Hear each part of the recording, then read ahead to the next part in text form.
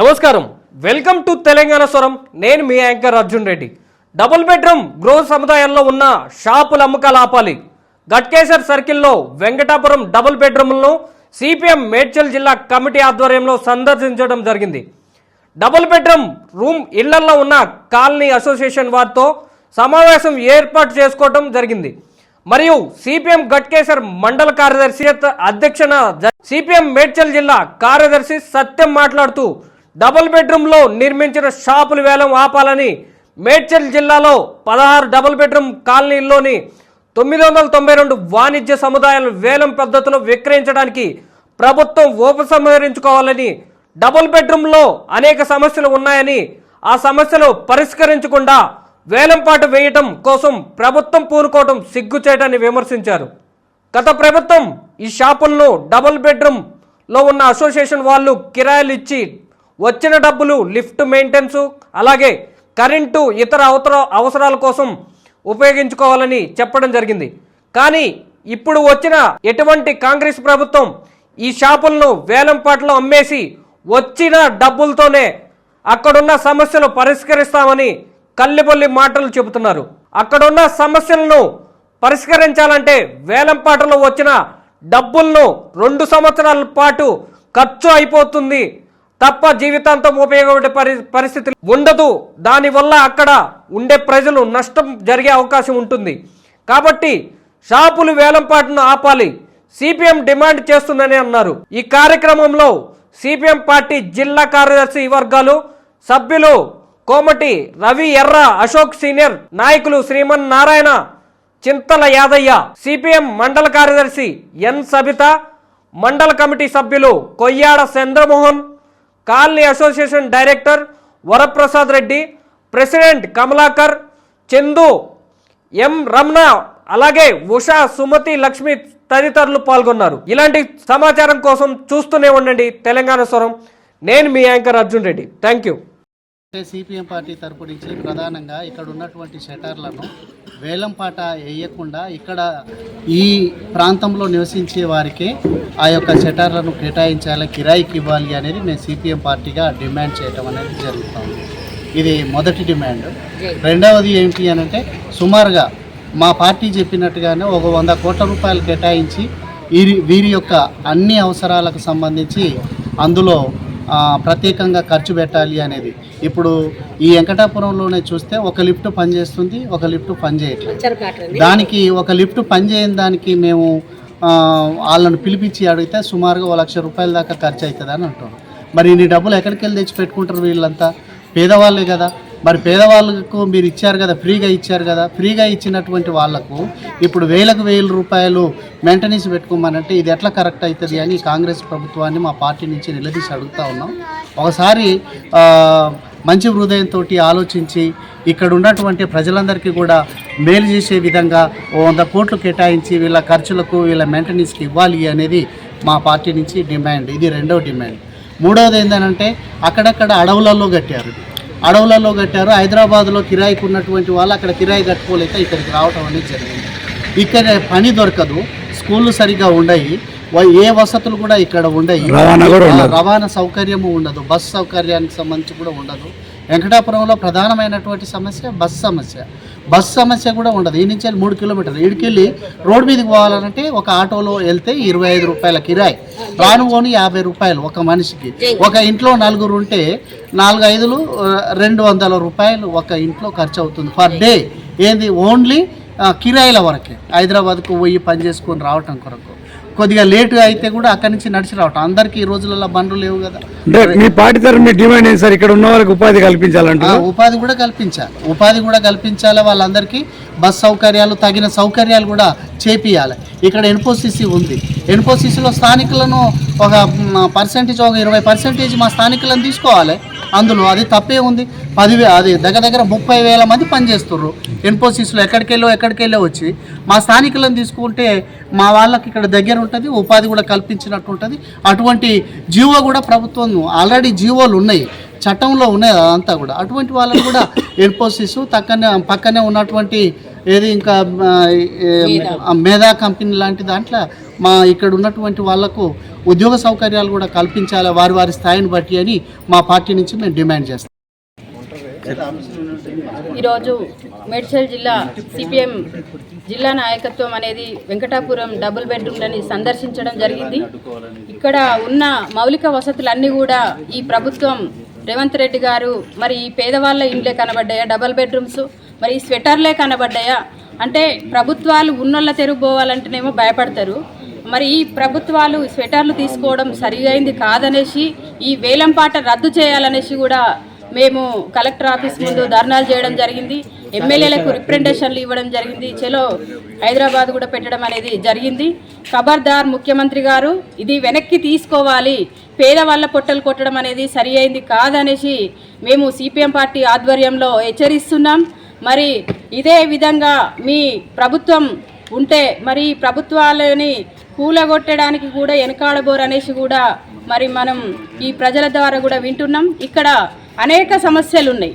కనీసము అదేమన్నా జ్వరం వస్తే కూడా ఇక్కడ మనకు ఏరియా హాస్పిటల్ లేదు, బస్సీ దవాఖాన కూడా లేదు, ఆశా వర్కర్ లేరు. ఇక్కడ ఉన్న పేద ప్రజలందరూ కూడా మరి హైదరాబాద్కు పనులకు వెళ్ళవలసిందిగా కూడా వాళ్ళు చెప్తున్నారు. అదేవిధంగా ఒక మహిళలు ఇళ్లలో పని చేసుకుంటారు. పొద్దున్న లేస్తే ఒక 5 గంటలకు వెళ్ళి సాయంత్రం 6 గంటలకు అనేది వాళ్ళ రెక్కల కష్టంతో కూని వేసుకొని అనేది బతకడం అనేది జరుగుతుంది. పేదవాళ్ళ పొట్టలు కొట్టొద్దనేసి మేము సిపిఎం పార్టీగా డిమాండ్ చేస్తున్నాం. ఇక్కడ ఉన్న వసతులు ఏవైతే ఉన్నాయో అంగన్వాడీ కావచ్చు, స్కూల్స్ మీ సిపిఎం పార్టీ తరపున ఏమైనా టైం ఇస్తారా గవర్నమెంట్కు? సిపిఎం పార్టీ తరపుననే మేము ప్రజావర్గానికి, పేదవర్గాని కోసము, పేదవాళ్లకు హక్కుల కోసము, కార్మిక వర్గానికి, ఇవన్నీ బడుగు బలహీన వర్గాల కోసం మేము పనిచేస్తాం. కాబట్టి ఇక్కడ ఉన్న ప్రజలకు మేము ఎప్పుడు ఎల్లవేళలా అండదండగా ఉంటామనేసి కూడా డిమాండ్ చేస్తున్నాం. ప్రభుత్వం ఏదైతే ఈ వేలం పాట ఉందో ఈ వేలం పాటని రద్దు చేసుకోవాలనేసి కూడా మేము డిమాండ్ చేస్తున్నాం.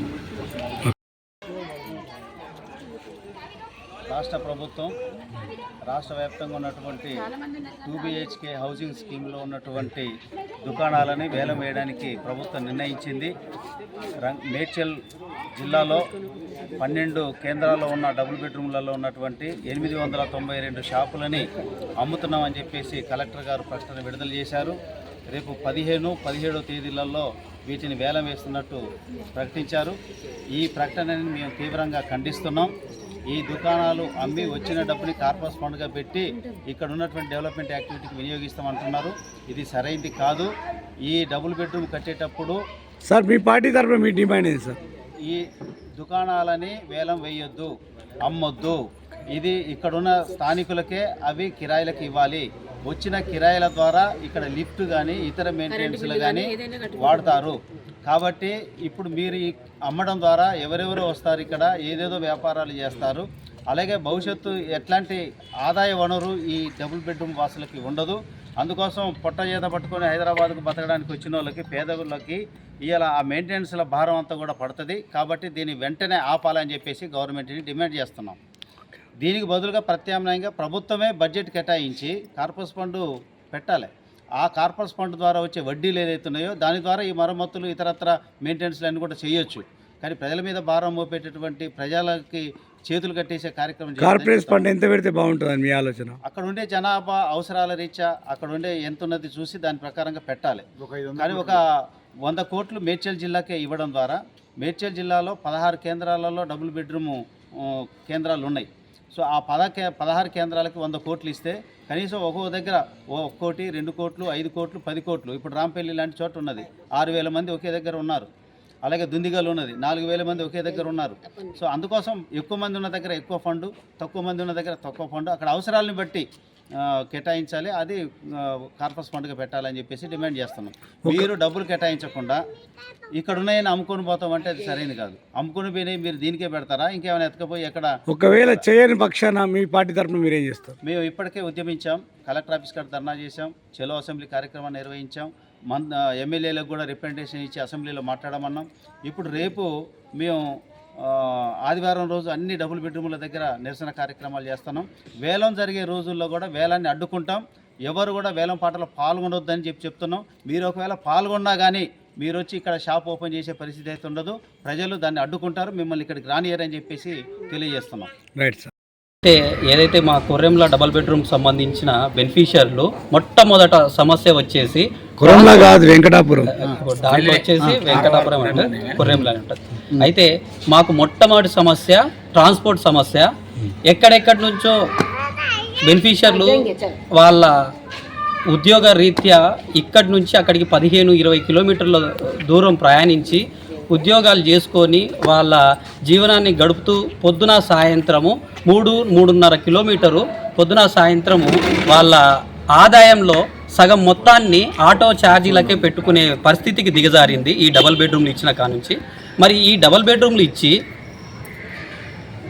ఏదైతే పేద ప్రజలకు న్యాయం చేస్తాము అని ఏదైతే గవర్నమెంట్ పాత గవర్నమెంటు ఏదైతే సదుద్దేశంతో ఈ కార్యక్రమాన్ని ముందు తీసుకొని వచ్చిందో, మరి ఇప్పుడు ఏర్పడిన ఏదైతే ఈ కాంగ్రెస్ గవర్నమెంటు బెనిఫిషియర్లకు సరైన ట్రాన్స్పోర్టు, సరైన వైద్య సదుపాయాలు, ఒక బస్తీ దవాఖానా కానీ, ఒక రేషన్ షాపు కానీ, ఒక స్కూలు కానీ, మరి ఒక అంగన్వాడీ కేంద్రం కానీ ఎటువంటి నిత్యావసరాలకు సంబంధించిన 800 కుటుంబాలకు గాను ఇప్పుడు 300 కుటుంబాలు మాత్రమే ఇక్కడ నివసిస్తున్నాయి. ఈ కారణము అందరూ రాకపోవడానికి కారణమే ట్రాన్స్పోర్టు లేకపోవడము, నిత్యావసరాలకు సంబంధించిన షాపులు వ్యవస్థ అనేది ఏర్పాటు లేకపోవడము, మరియు పిల్లలకు చదువుకోవడానికి కూడా ఒక ప్రాథమికోన్నత పాఠశాల అనేది ఏర్పాటు చేయకపోవడం, బస్తీ దవాఖానా లేకపోవడం. మీరు కాలనీ వాసుగా మీ డిమాండ్ సూటిగా చెప్పండి.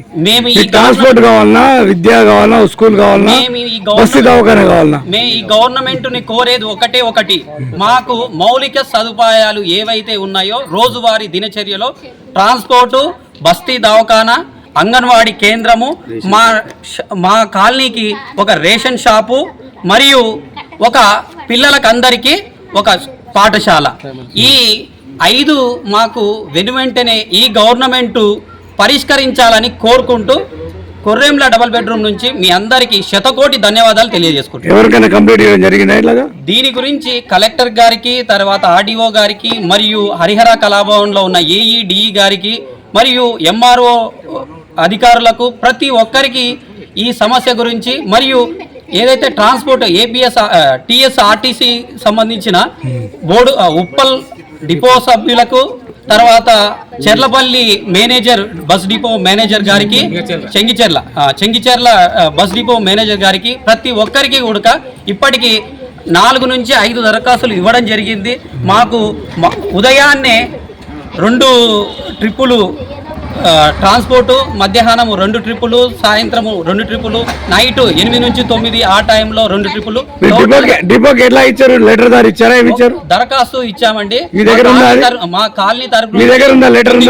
చూపించగలుగుతారా? చూపిస్తాము, అది మీకు పంపిస్తాము. అది ఆల్రెడీ మేము ఇప్పటికీ మా చెప్పులు అరిగిపోయేలాగా ఈ బెనిఫిషియర్లు ఇబ్బంది పడుతుంటే కూడా మేము ఎన్నోసార్లు అందరి అధికారులకు ఈ విషయాన్ని తెలియజేయడం జరిగింది. ఏ ఒక్క అధికారి కూడా మా మొర ఆలకించే పరిస్థితిలో లేరు. ప్రతి ఒక్కరూ చేస్తాం అంటున్నారే తప్ప ఆ పూటకు చేస్తామని చెప్పి తప్పించుకొని తిరుగుతున్నారు అధికారులు. దీన్ని ప్రతి ఒక్క గవర్నమెంట్ సభ్యులు ఈ విషయాన్ని గమనించి మా కొర్రెంల డబల్ బెడ్రూమ్ సంబంధించిన ఏదైతే సమస్యలు ఉన్నాయో ముందుకు వచ్చి ఆ సమస్యను తీర్చగాలని కోరుకుంటున్నాం. డిపో మేనేజర్ పేరు ఏమైనా ఉందా? ఐడియా ఉందా? లేడీ ఫోన్ నెంబర్ ఏమైనా ఉందా? అది గుర్తులేవు. మీకు వారం రోజుల్లో నేను మీకు బస్సు తెప్పియగలుగుతా. అది ఏంటి లెటర్లో ఉంది, మేము ఇస్తాం. రైట్.